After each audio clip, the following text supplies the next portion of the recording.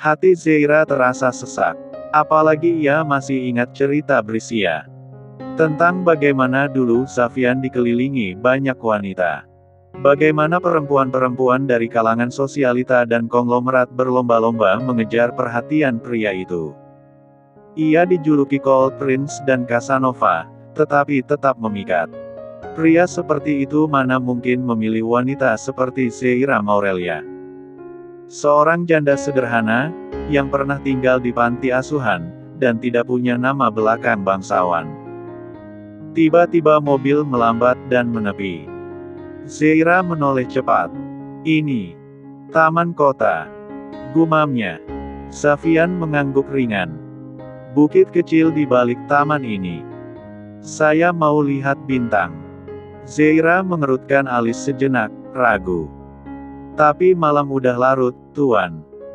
Sebentar saja, sahut Xavian singkat, lalu membuka pintu dan turun lebih dulu. Zeira menghela napas dan menyusul perlahan. Langkah kakinya mengikuti jejak Xavian di jalan setapak yang ditumbuhi rumput kecil dan semak liar sampai mereka tiba di area lapang di atas bukit. Di sana, langit tampak begitu jernih. Bertabur bintang. Xavian duduk bersila di rumput, menjaga jarak, lalu menatap langit. Zeira berdiri agak jauh, memeluk tubuhnya sendiri karena angin terasa menusuk. Namun, pandangan matanya ikut menengadah ke langit. Kamu lihat bintang paling terang itu? Suara Xavian pelan, tanpa menoleh. Itu Polaris. Disebut juga bintang utara. Di sebelahnya ada rasi Orion. Di selatan ada Scorpio. Rasi favorit saya. Zeira mendadak menahan napas. Kata-kata itu membuat dadanya nyeri. Bukan karena sakit, tetapi karena kenangannya. Dahulu, saat usianya masih 7 tahun, ia sering duduk di atas bukit kecil di belakang panti asuhan bersama seorang anak laki-laki yang selalu ia panggil Bang Ian. Mereka menghitung bintang bersama, menunjuk bentuk-bentuk aneh di langit, lalu tertawa tanpa beban.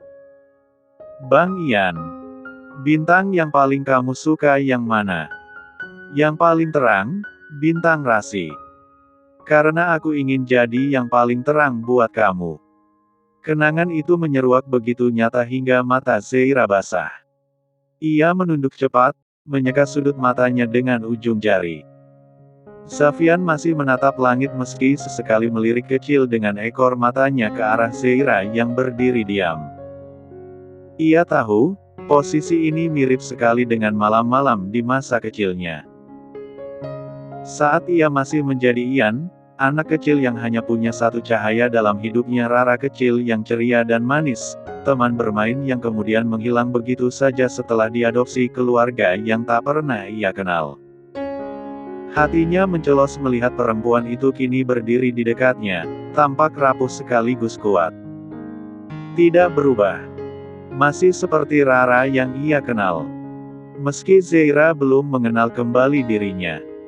Kenapa Tuan mengajak saya ke sini? Tanya Zeira pelan pun canggung.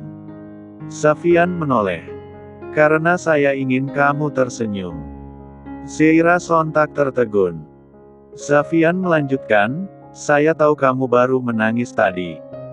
Dan saya tahu kamu sedang menghindari jawaban dari lamaran saya, kan? Zeira menahan napasnya lagi. Ia ingin membela diri, ingin mengatakan bahwa bukan maksudnya menghindar.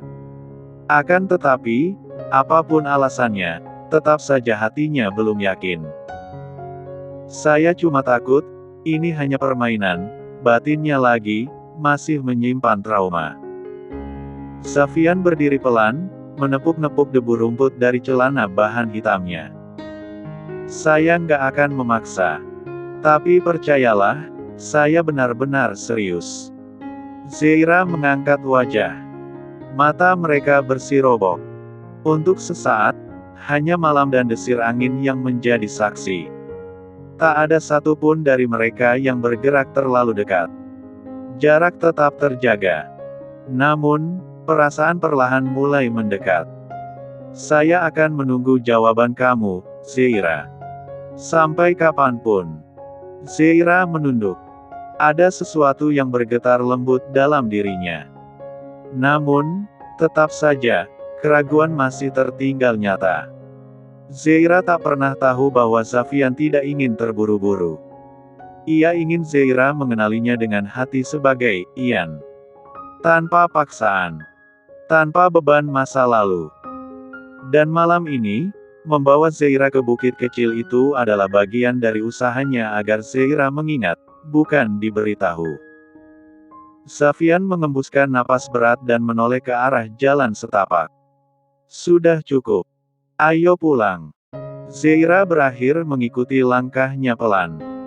Keduanya kembali turun dari bukit itu dalam diam. Namun, di antara langkah-langkah yang diselimuti keheningan itu, masing-masing membawa suara yang tak sempat diungkapkan. Hujan gerimis mulai turun malam itu. Jakarta Selatan tampak kelam dan pengap, seolah-olah mengerti kekacauan batin seorang lelaki yang tergopoh-gopoh berjalan keluar dari sebuah nightclub elit. Rain Octavio Lazuart.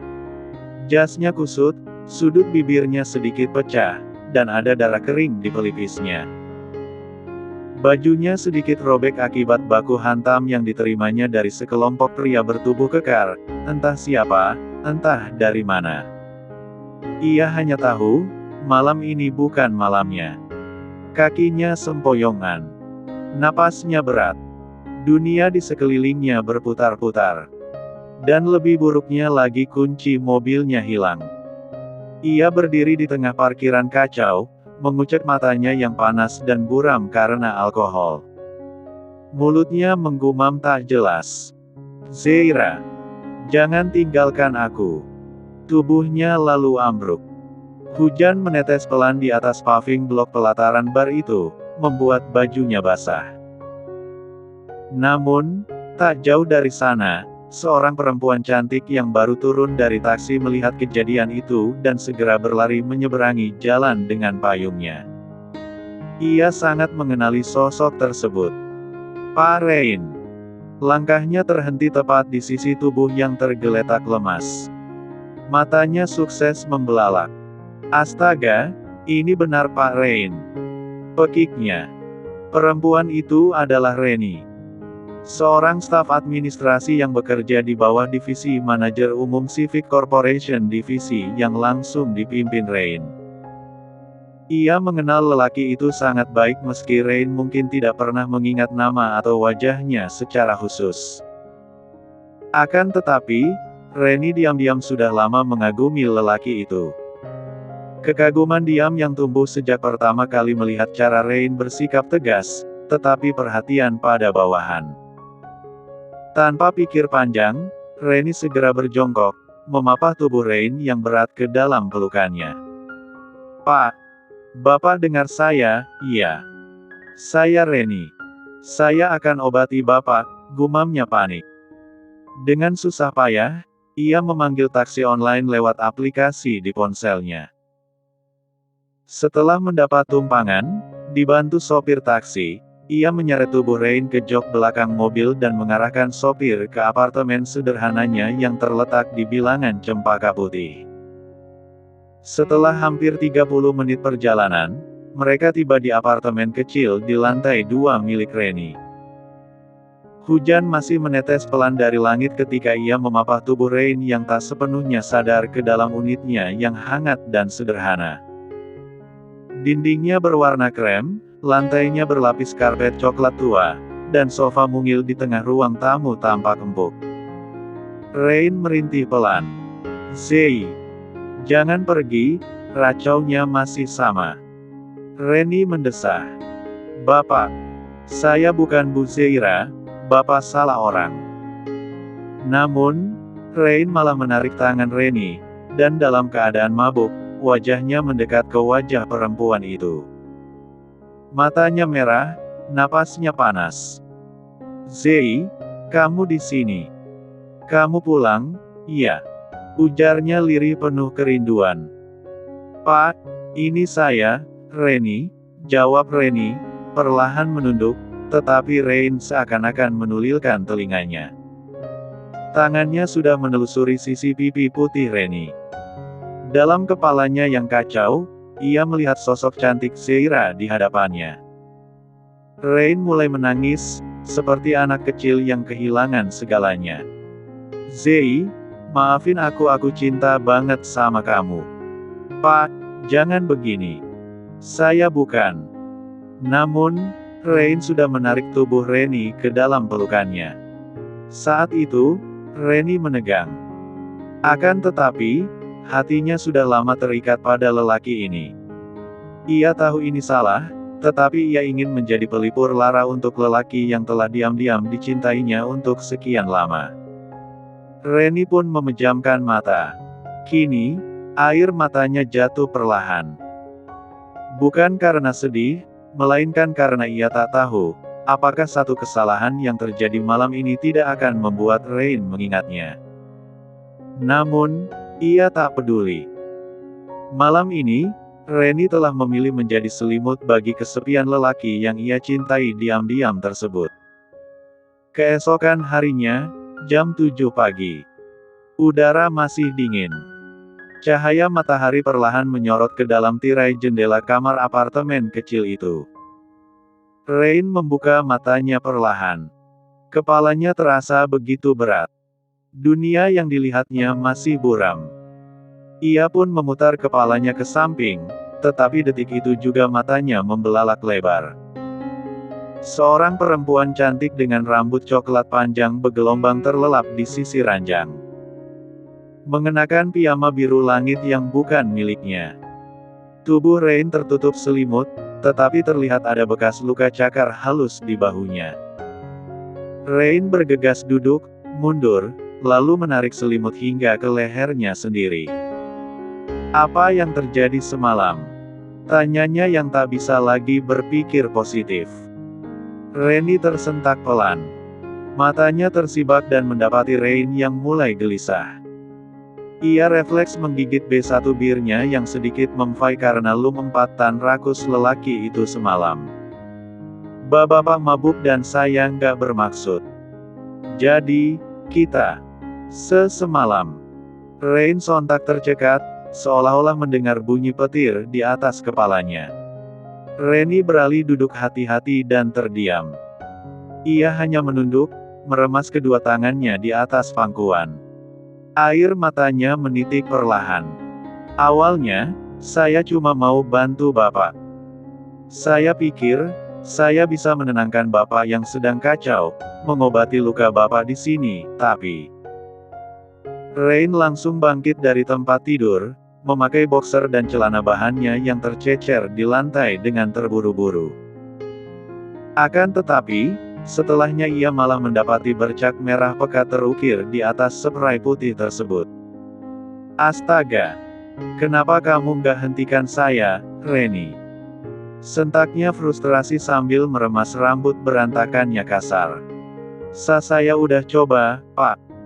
Suara Reni naik 1 oktav. "Tapi, Bapak terus manggil nama Bu Zeira. Dan saya terlalu lemah untuk menolak. Bapak menahan kuat tubuh saya." Rain memejamkan mata. Napasnya memburu gusar. Ia tidak pernah membayangkan bisa mengulangi kebodohan itu meniduri wanita lain dalam kondisi mabuk, padahal dirinya belum resmi bercerai dari Zeira. Dan sekarang, bukan hanya Freya, tetapi juga Reni. Reni memeluk lututnya sambil terisak. "Bapak nggak usah tanggung jawab. Saya nggak akan menuntut apa-apa. Saya tahu saya cuma bawahan Bapak. Saya cuma perempuan biasa. Kita lupakan aja apa yang terjadi semalam," ujarnya dengan nada bergetar, "sakit sendirian." Rain terpaku. Ia memandang Reni dengan perasaan campur aduk. "Reni."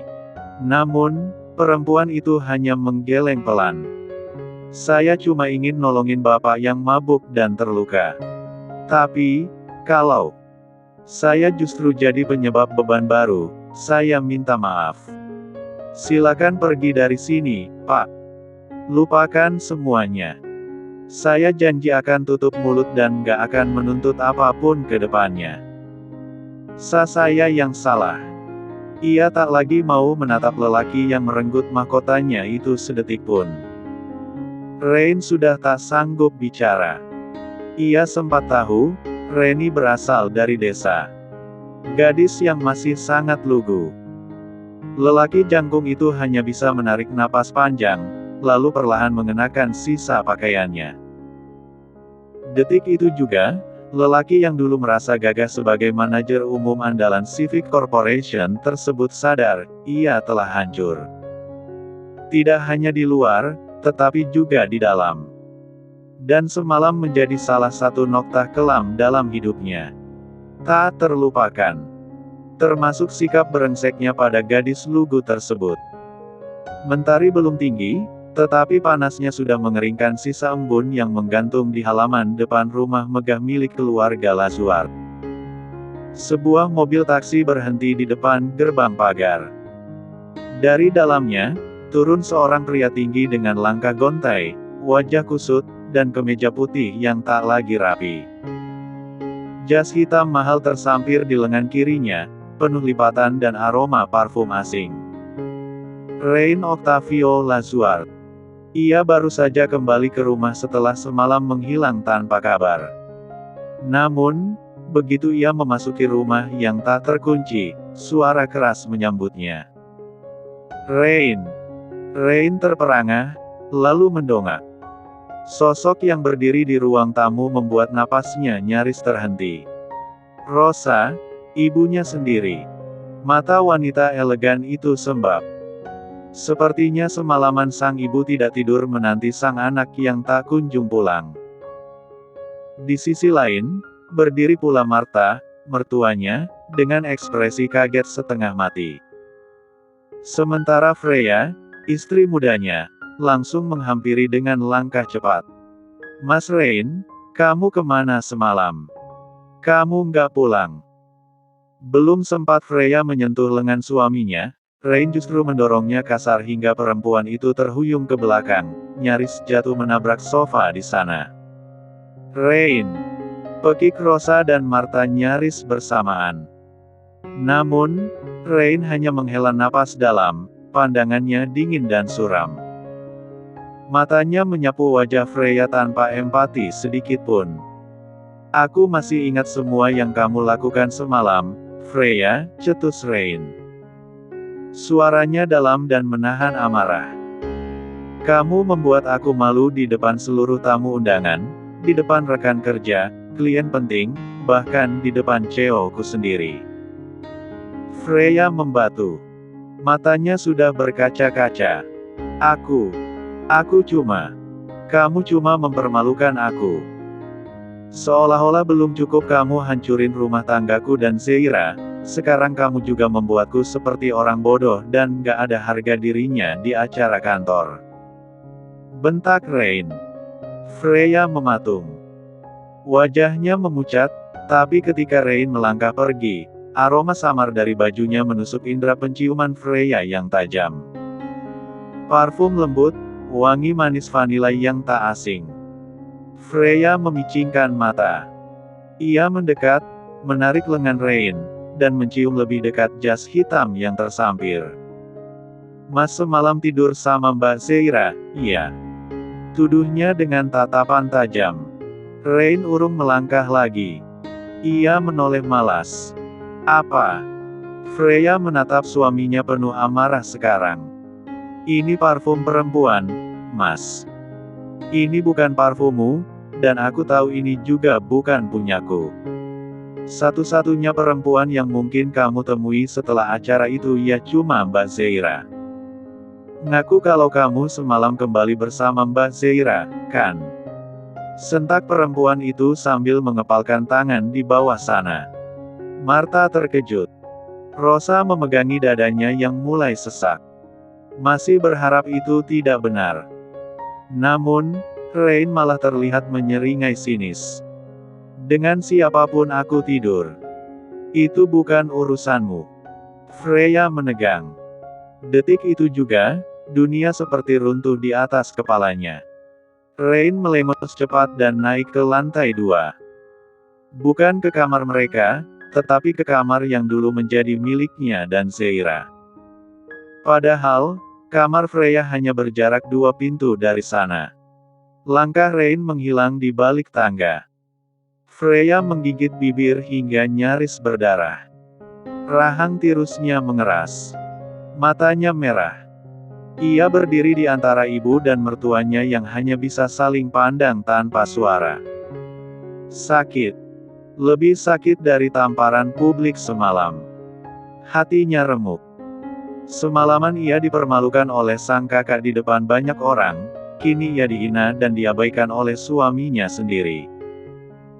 Namun, sakit yang lebih dalam justru datang dari kalimat barusan Rain mungkin tidur dengan perempuan lain. Aku nggak akan diam saja. Serunya tiba-tiba. Aku akan balas semuanya. Jangan buat masalah lagi, Freya. Kakakmu akan mengusir kita. Martha mencoba memeluknya, tetapi Freya menepis cepat. Matanya memerah. Aku tahu di mana letak kelemahan Mbak Zeira, Ma. Dia bukan perempuan sepolos yang kalian pikir. Dia ambil semua yang aku punya semalam, Mas Rain, reputasi, dan mungkin cinta kakakku juga. Aku bisa lihat tatapan hangat Kak Ferry untuk dia semalam. Rosa mendekat cepat. Freya, cukup. Jangan main api lagi. Ingat karma. Rain bisa lebih marah dari ini. Kamu harus bersabar dan merebut hati Rain perlahan. Jaga sikap mulai sekarang. Wanita itu mencoba mengingatkan. Akan tetapi, Freya hanya tertawa hambar. Mama jangan lucu. Karma itu akan datang ke siapa yang pantas. Mbak Zeira orangnya. Aku akan membuat dia merasakan apa yang aku rasakan semalam. Lalu, ia berjalan cepat untuk naik ke kamarnya. Pintu ditutup keras. Satu dentuman cukup untuk membuat seisi rumah kembali diam. Di dalam kamarnya, Freya berdiri di depan cermin. Wajahnya kusut. Akan tetapi, matanya menajam. Tangan kanannya meraih kotak perhiasan kecil, lalu membuka laci terdalam. Di sana, tersimpan sebuah foto lama Rain dan Zeira di hari pernikahan mereka, senyum keduanya masih utuh. Freya merobek foto itu dengan tangan gemetar. Lalu berkata lirih, penuh racun, mulai hari ini, aku pastikan Zeira nggak akan pernah tenang lagi. Aku akan ambil semuanya kembali. Termasuk hati suamiku. Namun, tanpa ia sadari, semalam ada seorang perempuan yang menggantikan posisinya. Bukan Zeira, melainkan Reni Arunika. Seorang perempuan sederhana, tulus, yang kini entah bagaimana telah menjadi kisah baru dalam hidup Rain. Dan karma yang disinggung Rosa, mungkin sedang berjalan perlahan-lahan pada dirinya sendiri. Bersiap menghantam balik, saat waktunya tiba nanti.